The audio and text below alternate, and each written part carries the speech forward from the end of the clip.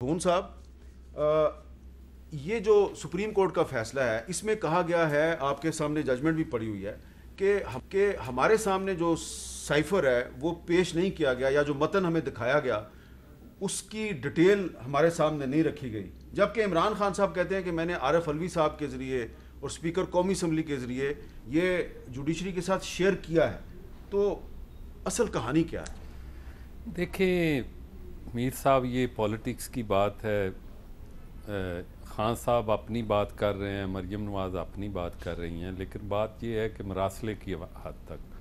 جب سائفر کی بات کرتے ہیں تو ہمیں سپریم کورٹ کی جو ججمنٹ ہے ہم نے اس کو بلیو کرنا ہے۔ دوسری بات یہ ہے کہ جب ایک پروسیڈنگ کورٹ میں ہو رہی ہے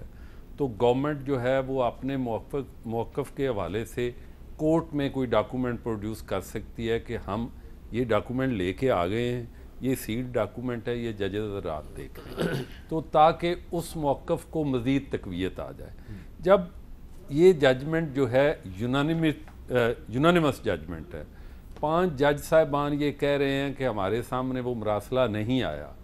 تو وی کین ناٹ سے کہ جو خان صاحب اپنے جلسے میں کہہ رہے ہیں یا کوئی اور جلسے میں کہہ رہا ہے، we have to believe this judgment کہ کوئی ڈاکومنٹ ریکارڈ پہ موجود تھا مراسلے کی شکل میں، اور مراسلے اس ججمنٹ میں یہ بھی لکھا ہے، ایک تو مراسلہ ہم سے شیئر نہیں کیا گیا، دوسرا اس کے کنٹینٹس کے حوالے سے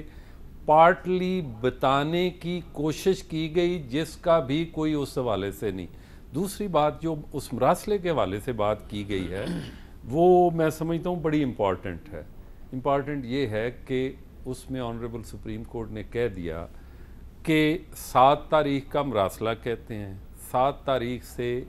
28 تک کسی جگہ گورنمنٹ نے کسی اس مراسلے کو شیئر نہیں کیا، اس مراسلے کے حوالے سے کوئی کمیشن نہیں بنایا، کوئی انویسٹیگیشن نہیں کی، اور 28 اور 31 کی جو نیشنل اسمبلی کی پروسیڈنگز تھی اس میں کوئی اس کی بات نہیں۔ The moment there was a resolution for no confidence, اس کے بعد مراسلہ آ گیا ہے۔ اس لیے انہوں نے کہا کہ یہ ایک آلموسٹ کنکاکشن ہے just to defeat that resolution. اس آبزرویشن کے بعد میں سمجھتا ہوں اس پہ مزید بات کرنے کی ضرورت ہے۔